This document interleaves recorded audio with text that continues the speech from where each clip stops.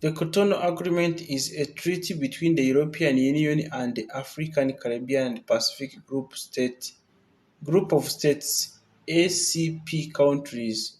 It was signed in June 2000 in Cotonou, Benin's largest city, by 78 ACP countries. Cuba did not sign, and the then 15 member states of the European Union.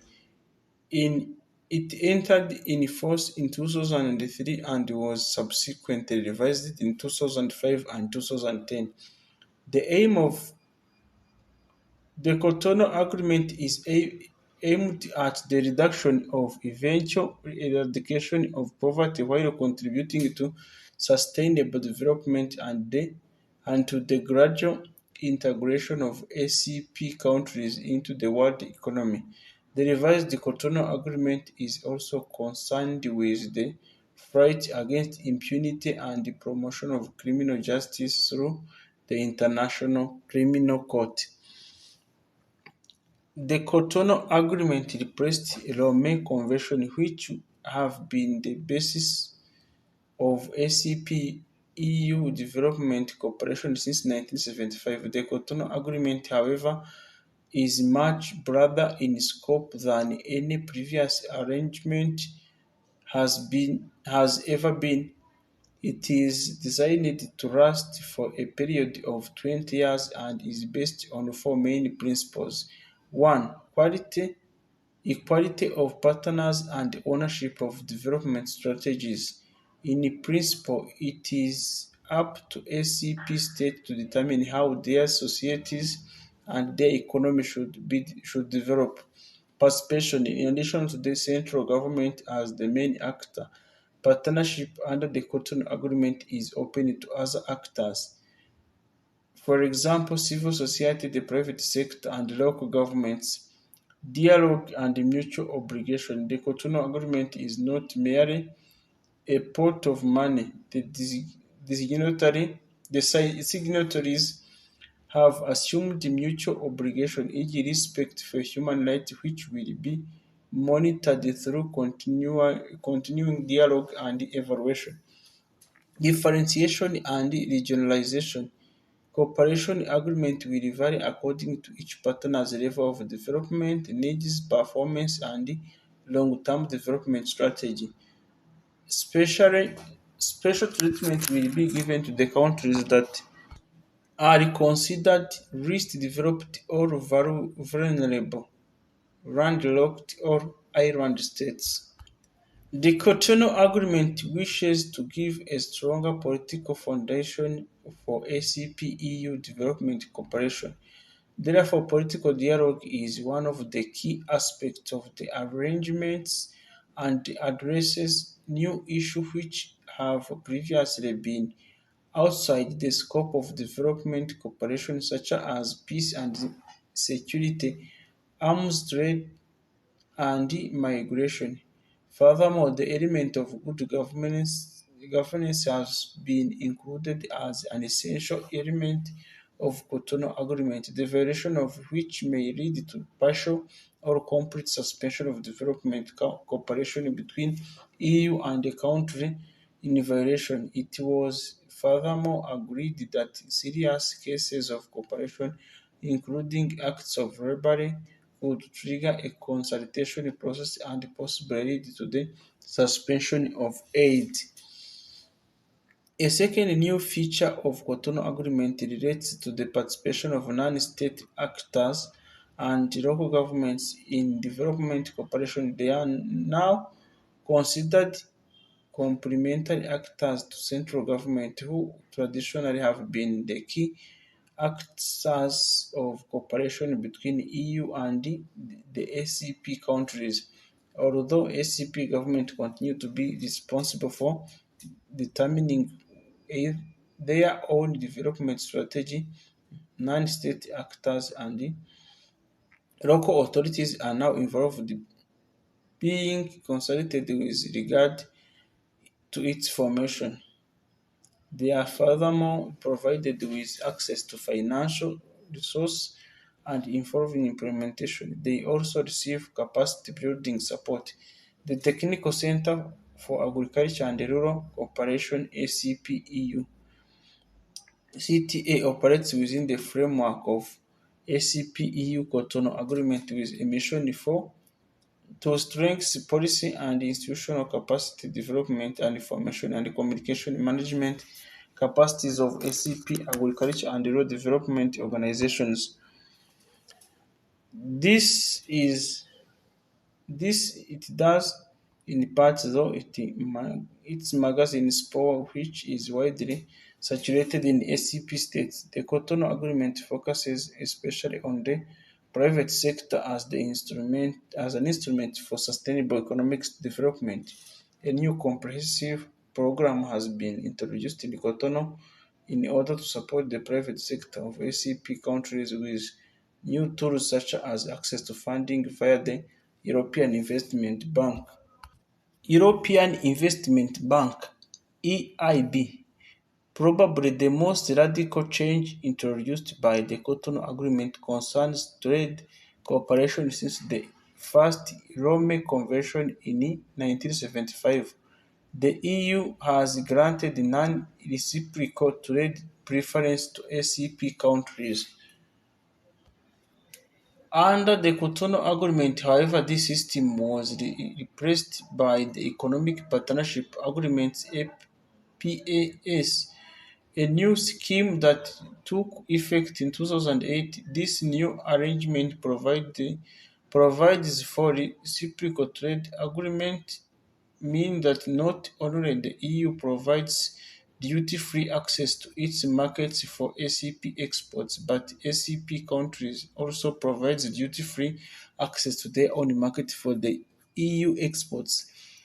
Through to Cotonou principle of differentiation, however, not all ACP countries the open have to open their markets to EU products for after 2008.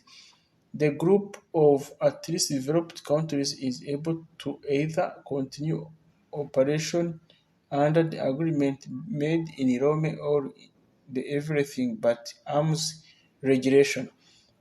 Non-LDCs, on the other hand, who decides they are not in a position to enter in EPS can, for example, be transferred into the EU's generalized system of preference or the special incentive arrangement for sustainable development and good governance.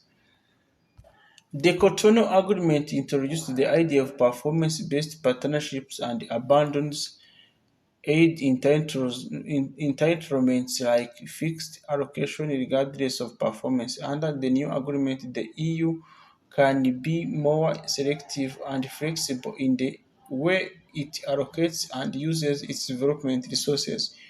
Aid allocation are based on assessment of a country's need and performance and include the possibility to regulate adjust financial resource accordingly. In practice, it means that more money can be channeled to good performers and that the share of bad performers can be reduced.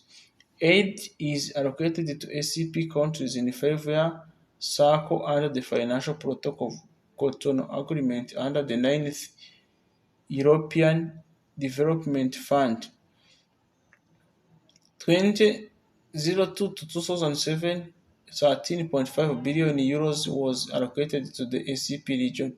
The 10th EDF 2008 to 2013 has a significant increased budget of 22.7 billion euros with 5.6 billion euros earmarked to support regional programs, especially investment in regional African infrastructure projects through the EU-African Partnership on Infrastructure, which was launched in October 2007 in Addis Ababa, Ethiopia by the African Union Commission and the European Commission. Through the flexibility provided by the Cotonou Agreement, the 10th EDF enables the EU to funnel more aid money called incentive amounts to countries that improved their good governance, especially finance, tax, and legal systems, while some funds of the 10th EDF have been set aside for unforeseen needs related to humanitarian and emergency assistance or to flex compensation. Most are being programmed in the multi-annual framework for 2008 to 2013. In the half-first of 2012, the programming exercise of the 11th EDF began, which the geographical programs will involve for the first time the European External Action Service as well as European Commission. As of early 2012, most of the details of the process of programming were contained in internal documents to the European institution, yet independent analysis and description of the process were provided by independent foundation, the European Centre for Development Policy Management (ECDPM).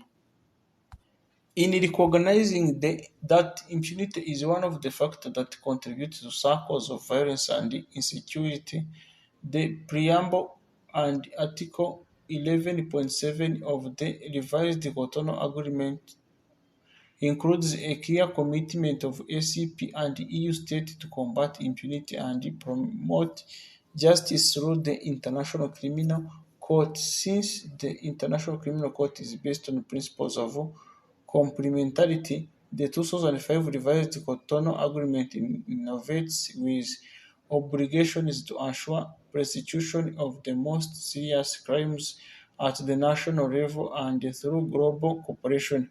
Additionally, Article 11.6 of agreement includes clear-cut provision that obliges states parties to a. Share experience on adoption of legal adjustments required to allow for the ratification and implementation of the Rome Statute of the International Criminal Court, and B. Fight against international criminal in accordance with international law governing giving due regard to Rome Statute.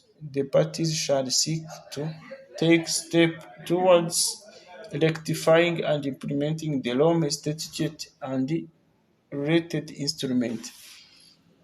In accordance with the revision clause, the Cotonou Agreement was twice subjected to a revision to enhance the effectiveness and quality of ACP-EU partnership. The first revision was concluded in Luxembourg on 25th June 2005, and the revised agreement entered into force on 1st July 2008. The second revision of the ACP-EU partnership agreement was signed during the 35th meeting of ACP-EU Council of Ministers held in Ouagadougou, Burkina Faso on 22nd June 2010 and entered provisionally into force on 1st November 2010.